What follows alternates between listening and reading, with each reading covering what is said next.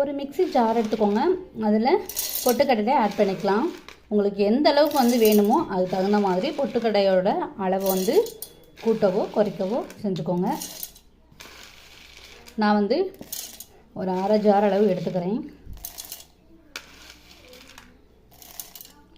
இப்போ இது கூட தேவையான அளவு ஜீனி சேர்த்துக்கலாம்.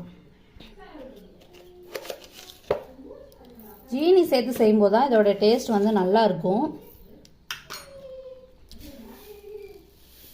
நீங்கள் வந்து டயட் எதுவும் மெயின்டைன் பண்ணுறவங்களா இருந்தால் ஒயிட் சுகருக்கு பதிலாக நாட்டு சக்கரை கூட சேர்த்துக்கலாம்.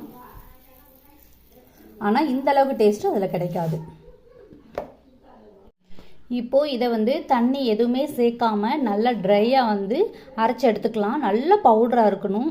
அந்த ஸ்டேஜ் வரைக்கும் அரைச்சி எடுத்துப்போம். நல்லா பவுடராக இருக்குது பாருங்கள். நல்லா அப்படியே நைஸாக இருக்குது. இது வந்து ஒரு நிமிஷத்துலேயே அரைச்சிடலாம். இப்போ அடுத்த வேலையை ஸ்டார்ட் பண்ணுவோம். இப்போ ஒரு பேன் அடுப்பில் வச்சு நல்லா சூடுபடுத்திக்கோங்க. நெய் சேர்த்துக்கலாம்.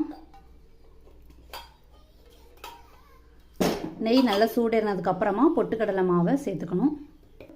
நெய் நல்லா சூடேறிச்சு. இப்போ இந்த மாவை கொட்டிக்கலாம். கொஞ்சம் கொஞ்சமாக போட்டு கிண்டிட்டு கொட்டலாம். அடுப்பு வந்து முழுமையாக சிம்மில் வச்சுக்கோங்க. நல்லா கிண்டிட்டு திரும்பவும் கொஞ்சமாக நெய் சேர்த்துக்கலாம். உங்கள்கிட்ட நெய் இல்லைன்னா வாசனை இல்லாத எண்ணெய் கூட சேர்த்துக்கலாம். கொஞ்சம் கொஞ்சமாக கலந்ததுக்கப்புறமா மாவை வந்து ஓரளவு ஆற விட்டுருங்க. கை பொறுக்கிற சூடு வந்ததுக்கப்புறமா மாவு கொஞ்சம் கொஞ்சமாக எடுத்து இது போல் உருண்டையாக பிடிச்சி வச்சுக்கோங்க. நான் அப்படியே உருண்டை பிடிச்சி வச்சுருக்கேன். நமக்கு வந்து சதுர சேஃபில் வேணும் அப்படின்னு நீங்கள் நினச்சிங்கன்னா ஒரு பாத்திரத்தில் வந்து நெய்யை அப்ளை பண்ணிவிட்டு அதை வந்து அதுக்கு மேலே இந்த பவுடர் கொட்டிட்டு அதுக்கப்புறம் ஸ்ட்ரக்சர் வந்துடும். நம்ம கத்தியை வச்சு வெட்டி சர்வ் பண்ணலாம். இதே மாதிரி ட்ரை பண்ணி பாருங்கள். ரொம்ப சூப்பரான ஹெல்த்தான ஒரு ஸ்நாக்ஸும் கூட. நன்றி. மீண்டும் அடுத்த ஒரு பதிவில் உங்களை சந்திக்கிறேன்.